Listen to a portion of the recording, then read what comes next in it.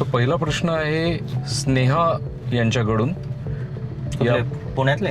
हो, या पुण्यात असतात. यांना 1 करोडचा फ्लॅट घ्यायचा आहे. ओके. तर त्यांचा प्रश्न असा आहे की त्यांना एकूण किती पैसे लागतील.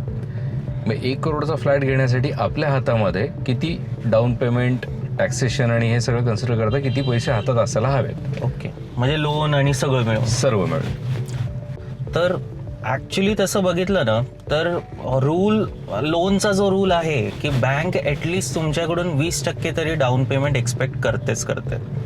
म्हणजे 20% म्हणजे 20 लाख रुपये तुमच्याकडे इनिशियली असायलाच पाहिजे, तेव्हा जाऊन तुम्ही होम लोनला अप्लाय करू शकता.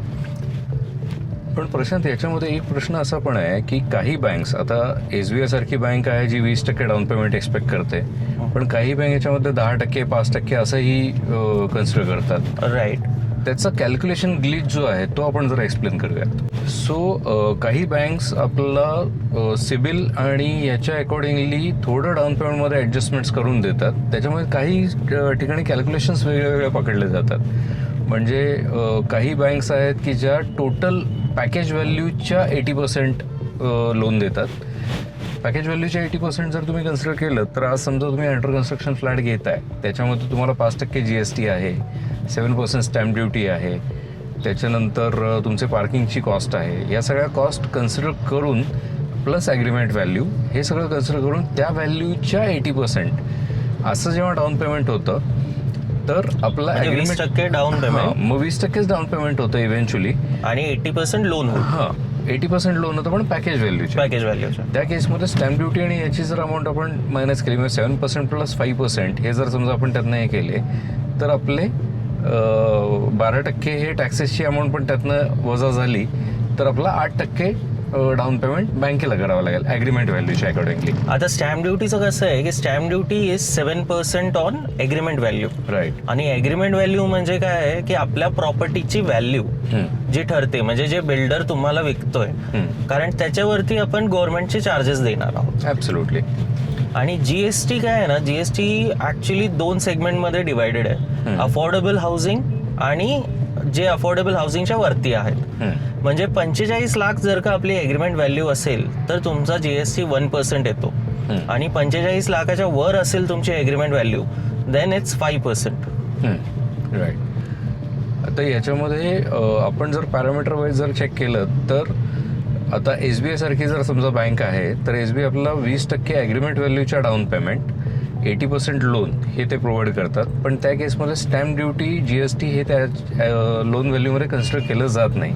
सो आपल्याला ते ॲड ऑन वेगळं द्यायला लागतं. त्या लॉजिकने जर तुम्ही कन्सिडर केलं तर 1 करोड हे जर तुमचं टोटल बजेट असेल, टोटल व्हॅल्यू जर समजा तुम्हाला 1 करोड स्पेंड करायची आहे असं जर तुमच्या मनात असेल तर कॅल्क्युलेशन वाईज जर बघितलं तर तुम्हाला 20 लाख रुपीज लागतील बँकेचं डाऊन पेमेंट म्हणून, ज्याला आपण ओन कॉन्ट्रीब्युशन म्हणतो. त्याचा रिअल इस्टेट जार्गन OCR आहे.